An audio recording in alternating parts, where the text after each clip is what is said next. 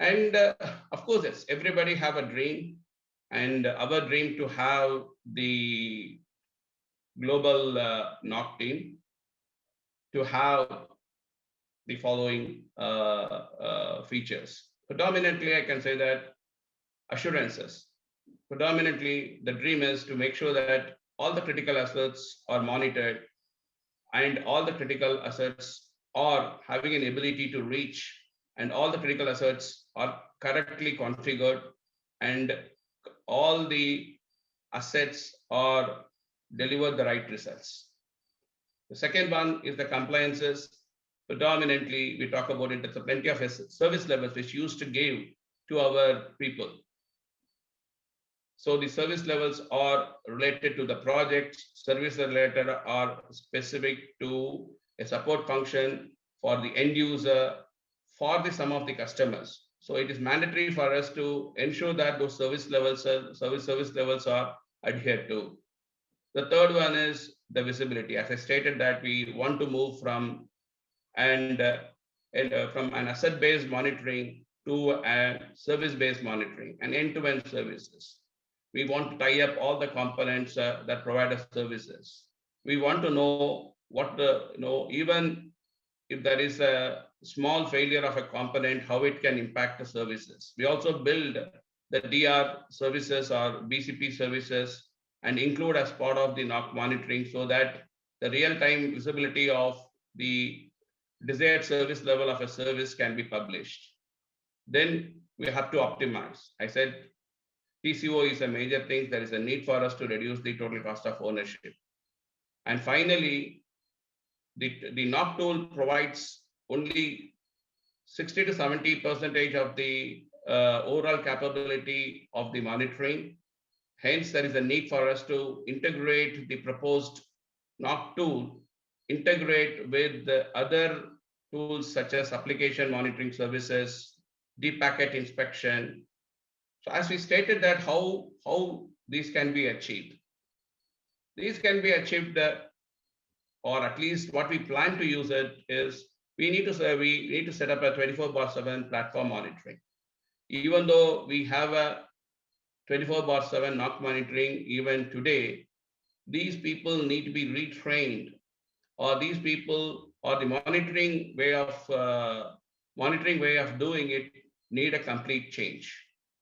So we strongly believe there is a need for us to change the way of working for our folks, as well as we need to reconfigure our platform to truly support the 24/7 based on our desired end state. The second here is we talk about the automation. We want to talk about automation in two formats. One is automating the activities, and the second one is using AIOps, which somewhat I call it called predictive automation. And the third main thing is generally there is a need for us to reduce the noise level, which means the major incidences need to go sharply. At least our aim is to reduce the major incidences by 50%. As I stated that we have 40 to 50 major incidences, we need to reduce that 10 to 20 as an initial goal, and to avoid all major incidents if possible in the near future. And service dashboard, we want to move away from the endpoint or asset management or asset monitoring to the end-to-end service monitoring, and create a dashboard that shows the real-time view of each of the services. So in 2019 and before, we are very reactive. Mostly it is manual. So we planned the way to move forward. So in 2020, we want to achieve the proactive status using a lot of automation, using the configuration in the right way to reduce the MTTR, to reduce the response to the MTTR, reduce the number of tools, reduce the number of events. And that's what the 2020 is all about. And what we want to do, that is predictive, which is our future requirement, where we want to expand the automation from an automation through self-healing, through event enrichment, through automated response. And this calls for a multiple API integration with our automation framework. Capgemini uses a strong automation framework to do an automated response, both for incident management as well as for the security management. So we want to use those automation framework to completely integrate it with the proposed NOC tool, and that will help us to achieve the desired results. And also, we learn from the past always. So you need to have a good data lake, which will have the desired information for you to move from a reactive to predictive, which means that I will collect or we will collect the data, what is required for us to do a predictive analysis, and thereby the behavior of the system or the behavior of a response to a specific problem will be more predictive by nature, and thereby avoiding any future incidences.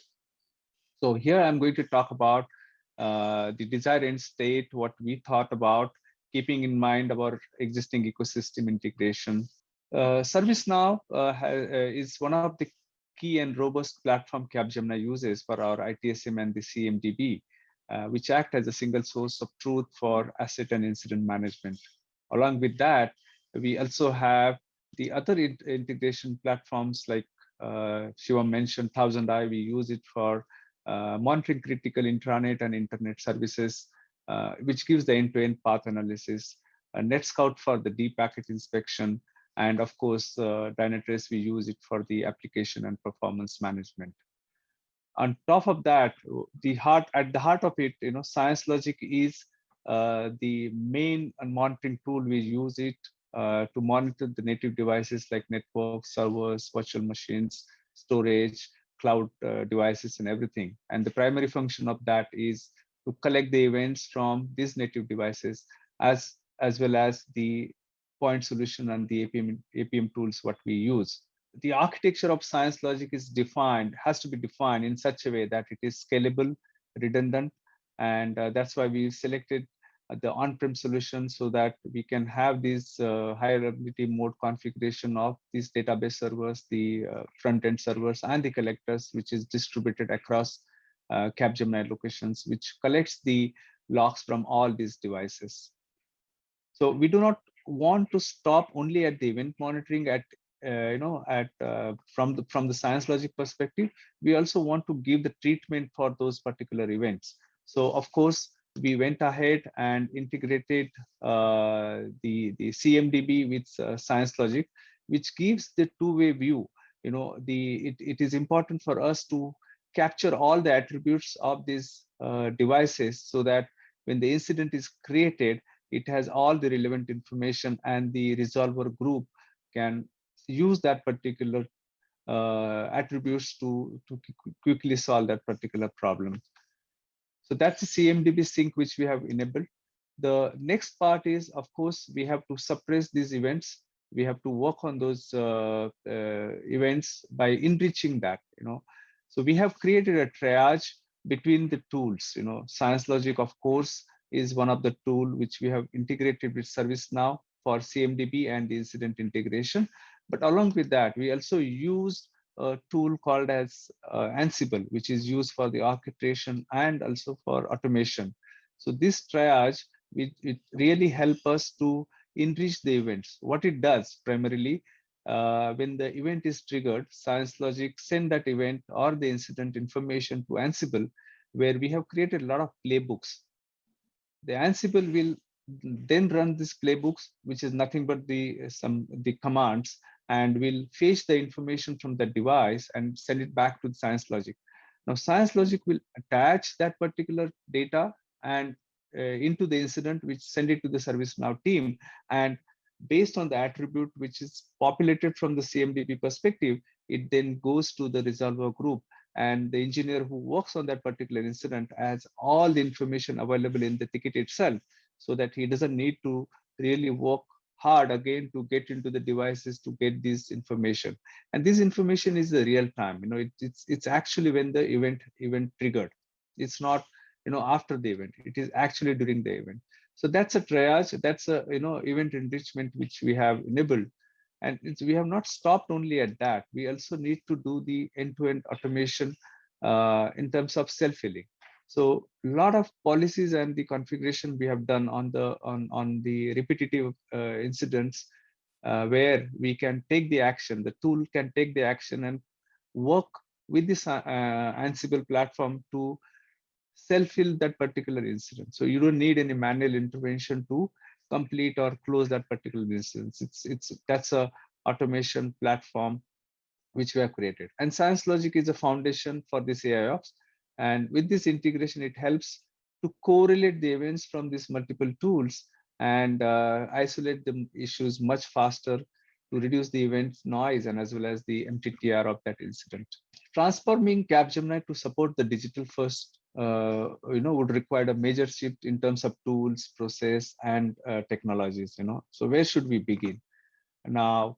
And how do we get this each individual at every level of the organization working together to deliver this business outcome? I think today, if you look at it here, is Science Logic is the pivot or the core tool which does all event correlation, which means that it integrates with all relevant tools such as ServiceNow, Dynatrace, Ansible automation framework, the deep packet inspection tool, the ThousandEye. All these tools are completely integrated with the Science Logic, and Science Logic is doing the front-ending of collecting all the events from the different tools and able to provide a single event correlation window, which is what we are looking for. Even though there are improvements are required, we are almost there. Second here is that I should thanks the Science Logic tool, which helps us to reduce the number of major incidences. Earlier it was 50, right now we are in the range of 15. I think our initial estimation was 20. I think it outbeats our expectation. That's point number 2. And the third important here is that thanks to the tool, it has an ability to publish the service dashboard much faster. Initially, we thought of doing it only anything between 15 to 20. Now we have an ability to do beyond 100 in such a shorter time. And finally, I think we are, as you rightly pointed out, we explained about the event enrichment process, and that is really helping the response time of our engineers as well as response to the incidences. And also the smart auto healing work which we have done so far, especially on the data center area, especially on the networks area, that really helps to keep the system with much better uptime. And that is what the current status today.